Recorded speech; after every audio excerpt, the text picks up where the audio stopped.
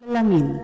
Sa ika-6 ng umagang banal na misa na may liturhiya ngayong araw ng Sabado ay ang paggunita kay San Francisco de Assis.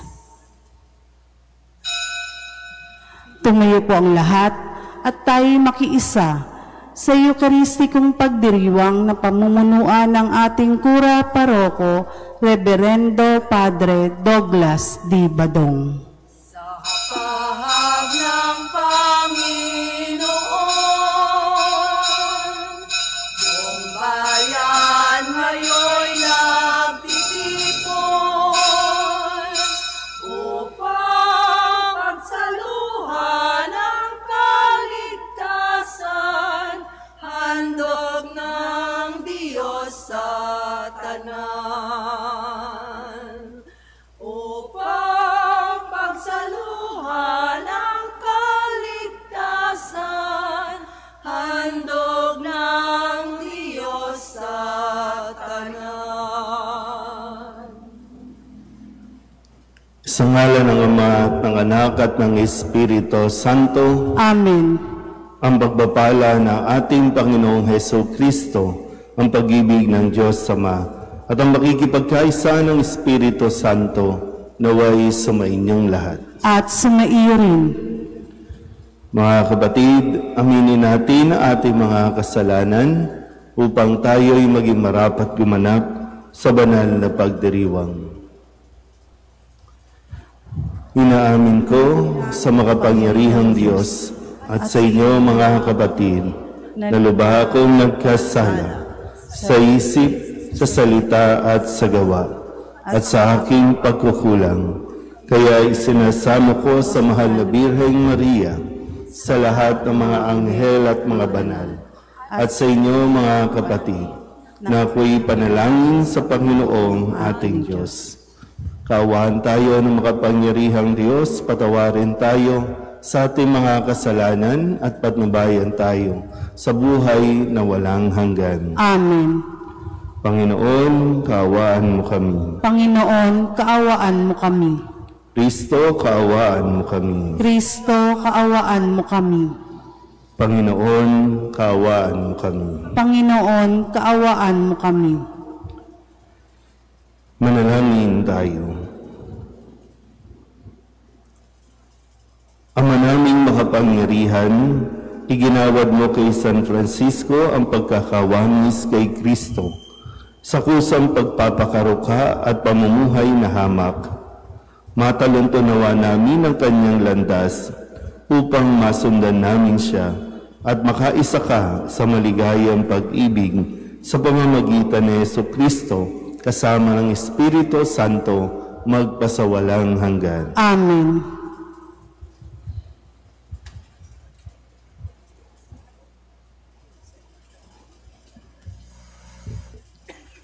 Pagbasa mula sa aklat ni Propeta Baruk. Lakasan ninyo ang inyong loob, mga kababayan. Dahil sa inyo, buhay pa ang bansang Israel. Ipinagbili kayo sa mga dayuhan, hindi upang lipulin.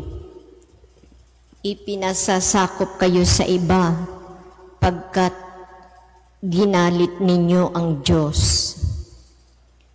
Nang maghandog kayo sa mga demonyo, sa halip na sa Kanya. Nilait ninyo ang sa inyo'y lumikha. Kinalimutan ninyo ang Diyos na sa inyo'y nag-alaga sa pasimula at dinulutan ng pighati ang Jerusalem na sa inyo'y nag-aruga. Nakita ng Jerusalem ang parusa ng Diyos sa inyo at Kanyang sinabi,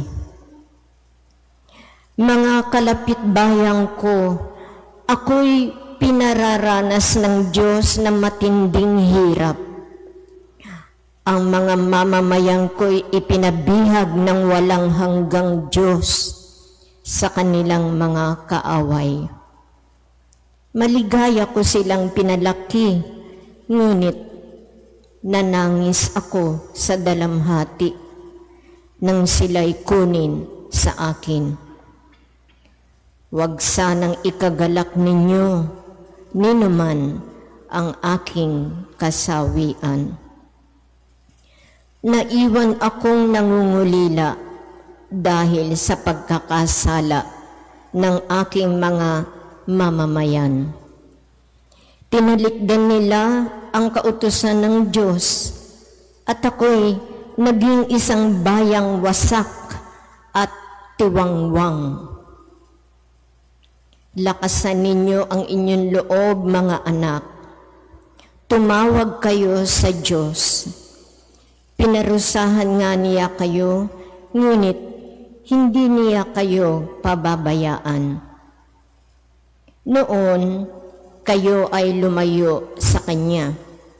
Ngayon na may manumbalik kayo at maglingkod sa Kanya ng buong pagsisikap. Ang Diyos na nagpadala sa inyo ng kahirapang ito at siya rin ang magkakaloob sa inyo ng tuwang walang katapusan pag kayo'y iniligtas na niya. Ang salita ng Diyos. Salamat sa Diyos. Dinirinig ng may kapal ang mga may kailangan. Dinirinig ng may kapal ang mga may kailangan. Kung makita ito ninyong mga dukha, sila ay sasamba sa laki ng tuwa. Dinirinig ng Diyos ang may kailangan. Lingkod na bilanggoy di nalilimutan. Ang Diyos ay purihin ng langit at lupa, maging karagatan naroong nilikha. Dinirinig ng may kapal ang mga may kailangan. Ang lungsod ng Sion kanyang ililigtas. Bayang nasa Huday muling itatatag. Doon mananahan ang mga hinirang. Ang lupain dooy aariing tunay. Magmamana nito'y yaong lahi nila. Ang pag-ibig sa Diyos ang dooy titira. Dinirinig ng may kapal ang mga may kailangan. Magsitayo na po ang lahat. Alleluia, alleluia, alleluia,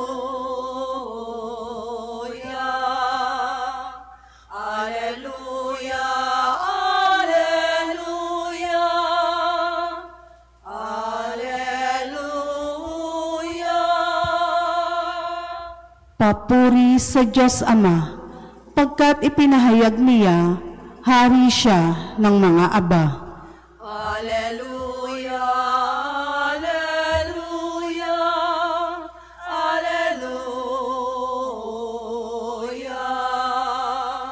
alleluia, alleluia, alleluia, alleluia.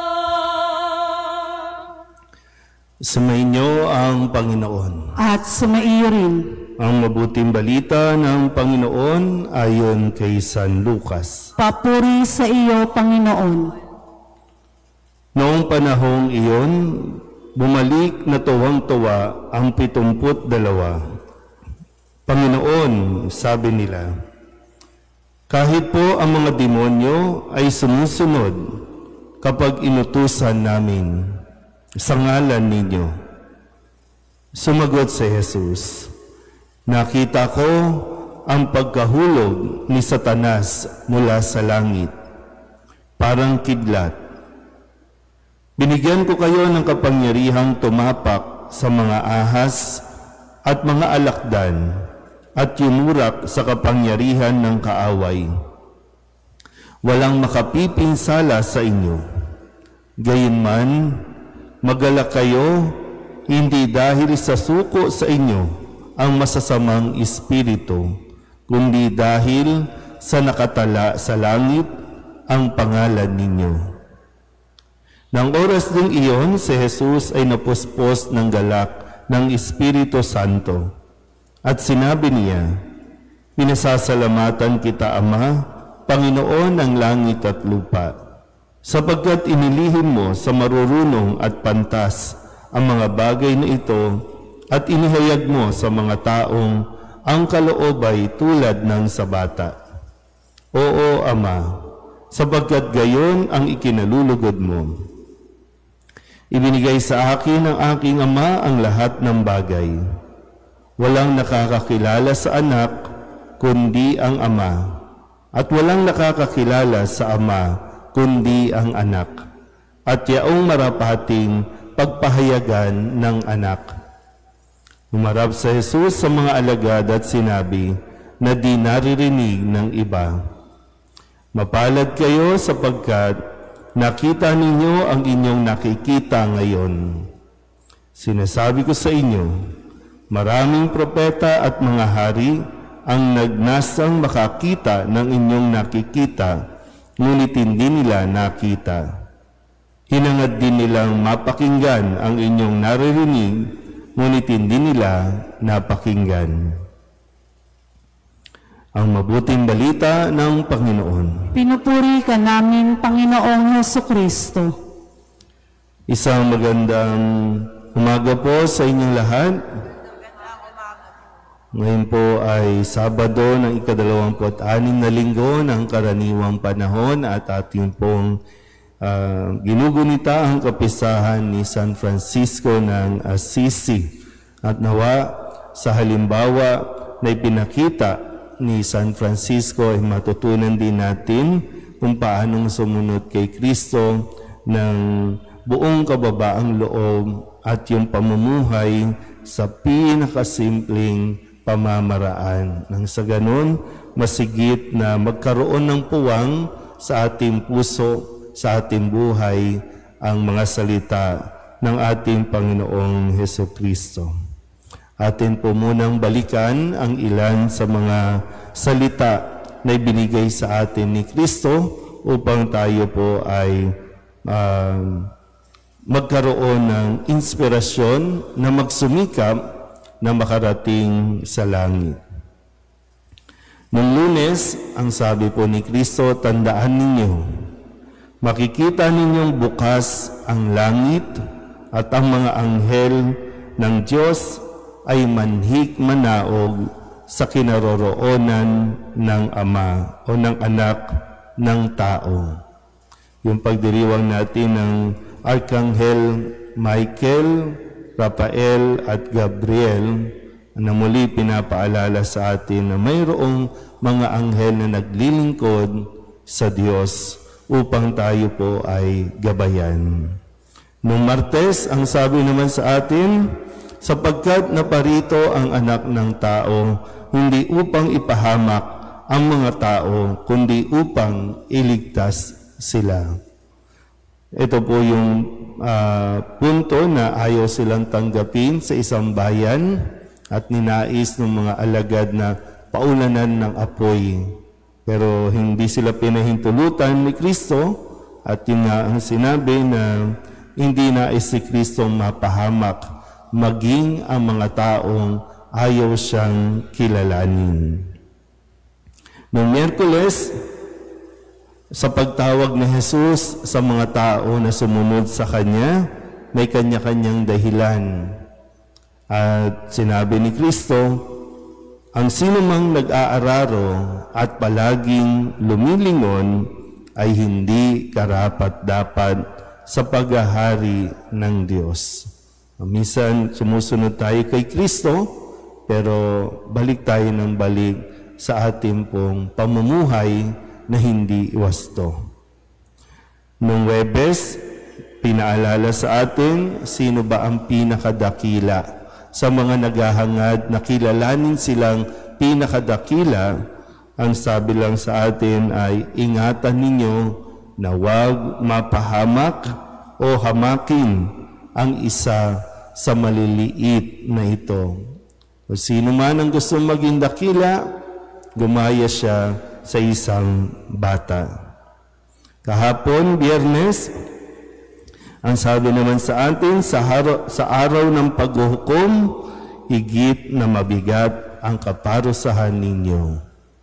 Ito yung sinabing kawawa ka Corazin, Betsaida, dahil hindi sila nagsisi at tumalikod sa kanilang mga kasalanan sa kabila ng napakaraming biyaya na kanilang naranasan mula kay Kristo. At ngayon, Sabado, ang sabi ni Kristo sa atin, magalak kayo, hindi dahil sa suko sa inyo ang masasamang espiritu, kundi dahil sa nakatala sa langit ang pangalan ninyo. Ang mga alagad sa ating ebanghelyo ay tuwang-tuwang nagbalik matapos silang bigyan ng misyon. Sila po ay nagre-report kay Jesus at yung karanasan nila, napakasaya nila kasi sumusuko maging ang mga demonyo kapag binabanggit nilang sa ngalan ni Jesus. Pero ito nga po, magandang mapaalalahanan tayo na maari tayong magtagumpay. Marami tayong achievements, marami tayong ginagawa, marami tayong activities. O pwede tayong maging successful sa ating mga karir. Pero hindi lahat yan ay nagiging daan para tayo o hindi nagbibigay ng kasiguraduhan para tayo makarating sa langit. So, lagi pa rin tayo titingin doon sa ito bang ginagawa natin? Ito bang mga tagumpay natin magdadala sa atin sa langit? Kasi baka maraming tayong naririnig ng mga gawain, maraming tao ang magagaling. Maraming tao ang kinikilala ng lipunan dahil sa kanilang husay, pero marami din ang hindi kumikilala sa Diyos. Marami din ang ayaw ng magpasakop sa Diyos. Kaya muli, ang sinasabi ni Kristo, ang higit ninyong ikasaya, ang higit ninyong ikatuwa ay yung malaman ninyo na ang inyong mga pangalan ay nakatala doon sa langit. Yun sana yung pagsumikapan natin. Kagaya ng nasabi ko, si San Francisco ng Assisi, nang makilala niya si Kristo, iniwan niya na ang lahat. Maging ang lifestyle o yung kanyang pamumuhay na makamundo, iniwan niya.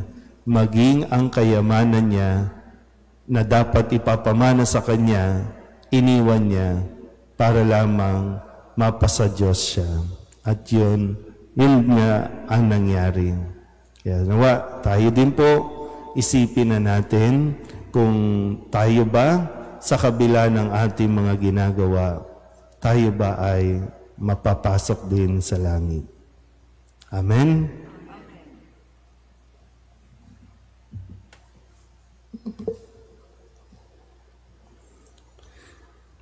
Maging sa ngayon, maraming tao ang nag-aabang sa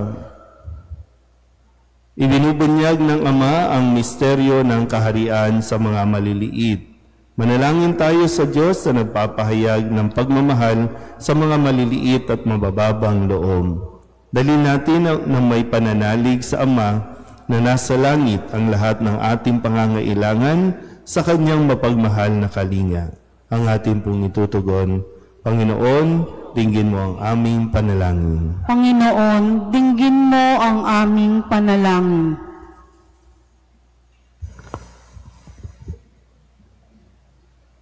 Ang simbahan at mga namumuno nito, naway hindi asamin ang paghanga ng mundo sa pamamagitan ng karangyaan at kapangyarihan, kundi bilang mga mapagkumbabang lingkod na abot kamay ng lahat.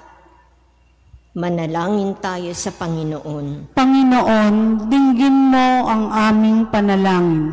Ang mga may kapangyarihan naway huwag umasa sa pwersa ng armas, Bagkus, gamitin ang kanilang posisyon sa kabutihan ng lahat.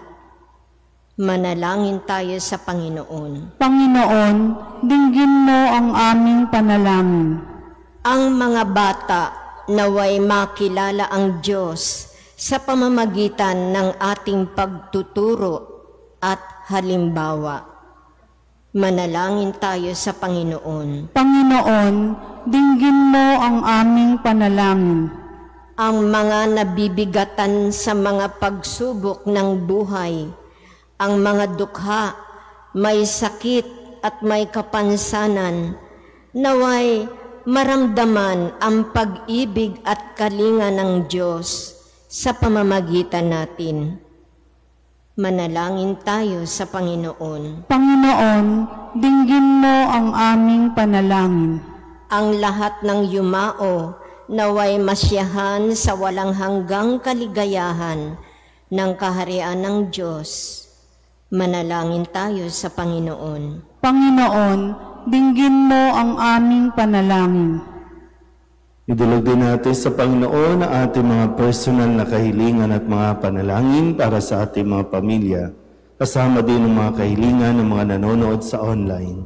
Lahat ng mga misang pasasalamat, special na intensyon, agarang paggaling ng mga may sakit at ang lahat ng mga kaluluwa na inihiling na ipagdasal sa misang ito.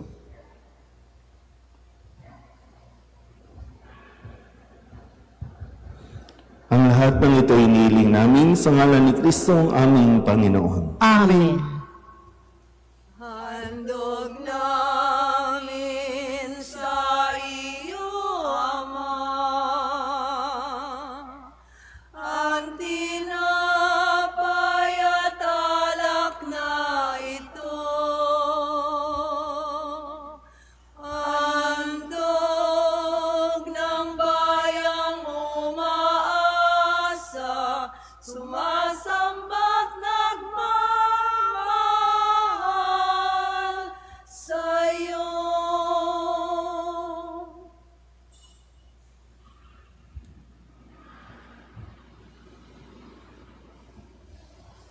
Manalangin kayo mga kapatid upang paghahain natin ay kalugdan ng Diyos amang makapangyarihan. Tanggapin nawa ng Panginoon itong paghahain sa iyong mga kamay, sa kapurihan niya at karangalan sa ating kapakinabangan at sa buong sambayanan niyang banal. Ama naming lumikha, kaming naghahain ngayon ng mga alay ay nakikiusap na kami marapating makaganap sa pagdiriwang ng nangyari sa krus na niyakap ng buong pag-ibig ni San Francisco sa pamamagitan ni Jesucristo kasama ng Espiritu Santo magpasawalang hanggan. Amen.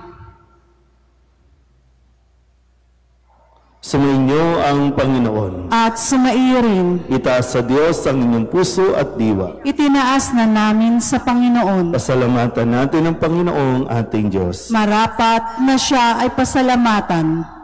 Ama naming makapangyarihan, tunay ng marapat na ikaw ay aming pasalamatan. Ikaw ay nagniningning sa piling ng mga banal na ikinararangal mo sa kanilang kabutihan. Ibinibigay mo silang huwaran namin araw-araw at katuwang sa pagsamba sa iyong kamahalan. Sa pamamagitan ng anak mong si Jesucristo, kami naliligid ng mga banal na tao. Sila'y mga saksi na ang pananalig sa iyo ay magaganap namin sa ikararangal mo.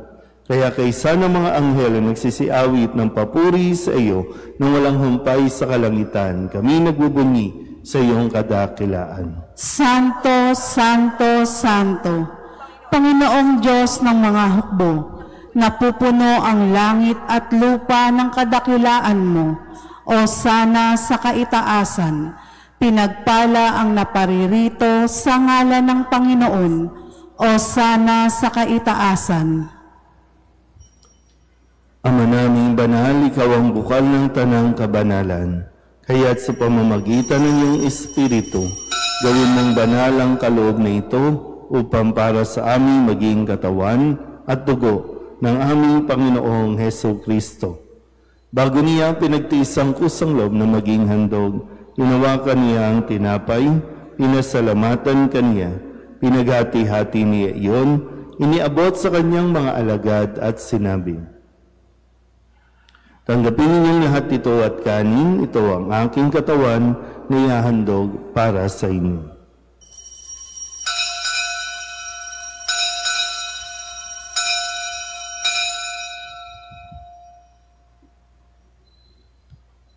Ngayon din naman nung matapos ang hapunan, inawakan niya ang kalis, muli kaniyang pinasalamatan. Iniabot niya ang kalis sa kanyang mga alagad at sinabi, "Tanggapin ninyong lahat ito at inumin. Ito ang kalis ng aking dugo, ng bago at walang hanggan tipan. Ang aking dugo na ibubuhos para sa inyo at para sa lahat, sa ikapagpapatawad ng mga kasalanan. Gawin ninyo ito sa pag-alaala sa akin."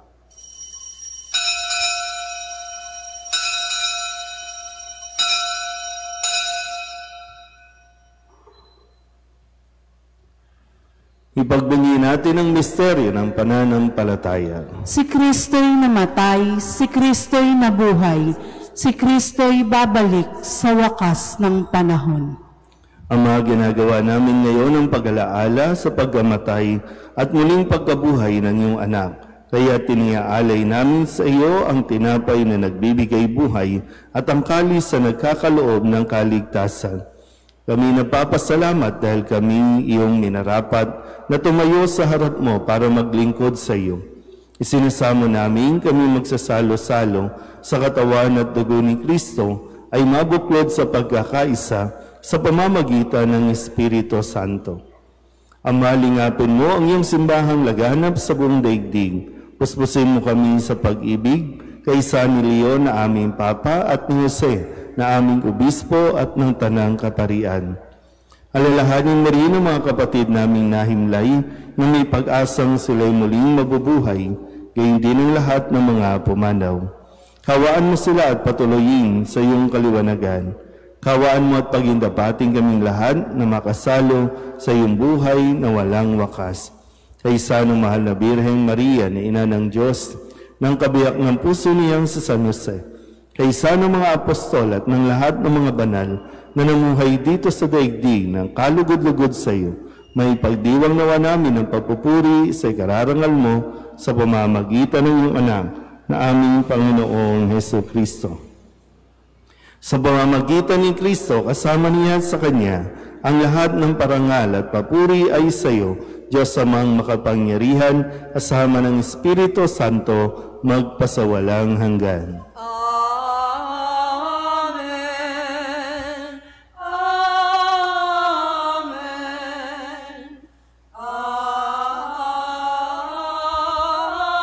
Amen. Sa tagabili ng mga nakagagali na utos at turo ni Jesus sa Panginoon natin at Diyos, ipahayag natin ang lakas loob. Ama namin, sumasalangit ka, sambahin ang ngalan mo. Mapasa amin ang kaharian mo, sundin ang loob mo dito sa lupa para nang sa langit. Bigyan mo kami ngayon ng aming kakanin sa araw-araw, at patawarin mo kami sa aming mga sala, para ng pagpapatawad namin sa nagkakasala sa amin, at huwag mo kaming ipahintulot sa tukso, at iadya mo kami sa lahat ng masama. Hinihiling namin kami iadya sa lahat ng masama, pagkalooban ng kapayapaan araw-araw, iligtas sa kasalanan at ilayo sa lahat ng kapahamakan, samantalang aming pinananabikan ang dakilang araw ng pagpapahayag ng tagapagligtas namin sa Hesukristo. Sapagkat iyo ang kaharian at ang kapangyarihan at ang kapurihan, magpakailanman. Amen. Panginoong Hesukristo, sinabi mo sa iyong mga apostol, kapayapaan ang iniiwan ko sa inyo, ang aking kapayapaan ang binibigay ko sa inyo. Tunghayan mo ang aming pananampalataya at huwag ang aming mga pagkakasala. Pagkalooban mo kami ng kapayapaan at pagkakaisa, ayon sa iyong kalooban, kasama ng Espiritu Santo, magpasawalang hanggan. Amen. Ang kapayapaan ng Panginoon ay laging sumainyo. At sumairin. Mabigayan po tayo ng kapayapaan sa isa't isa.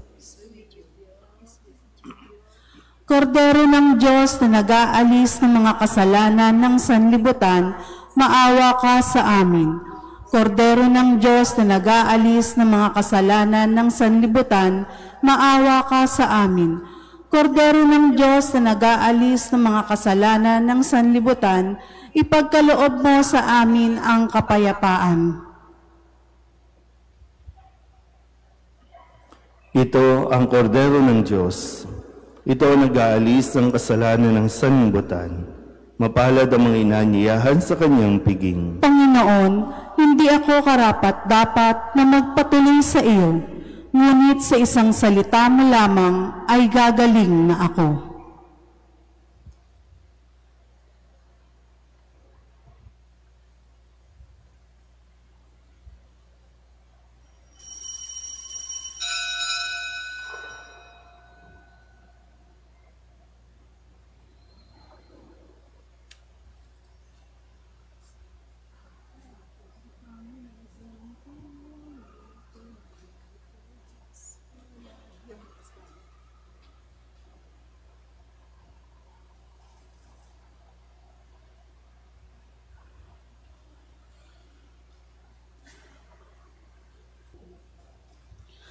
Magsiluhod po ang lahat. Panalangin kay San Jose. Abang tagapangalaga ng tagapagligtas, kabiyak ng puso ng mahal na Birheng Maria, sa iyo ipinagkatiwala ng Diyos ang kaisa-isa niyang anak. Sa iyo nagtiwala si Maria, sa piling mo si Kristo'y naging tao. Maging ama ka rin sa aming pinagpalang Jose, at gabayan mo kami sa landas ng buhay. Ihingi mo kami ng biyaya, awa at tapang, at ipagtanggol kami sa lahat ng masama. Amen. Manalangin tayo. Ama naming mapagmahal, kaming pinapagsalo mo sa banal na pakikinabang, ay gawin mong sa pagtulad, sa pag-ibig at malasakit ni San Francisco, magkamit ng pagmamahal mo at makapag-ukol nito sa kapakanan ng lahat ng tao. Sa pamamagitan ni Jesucristo, kasama ng Espiritu Santo, magpasawalang hanggan. Amen. Sumainyo ang Panginoon. At sumaiyo rin. At pagpalain kayo ng makapangyarihang Diyos, Ama at Anak, at Espiritu Santo. Amen. Tapos ang banal na misa, umayo tayo sa kapayapaan ni Kristo. Salamat sa Diyos. Magandang umaga po. Opoong San Jose, pindakasing ibig, tanggulan at lakas, buong pananalig. Kami po'y ipagadya sa mga panganib. Kami nawa'y laging kopkopin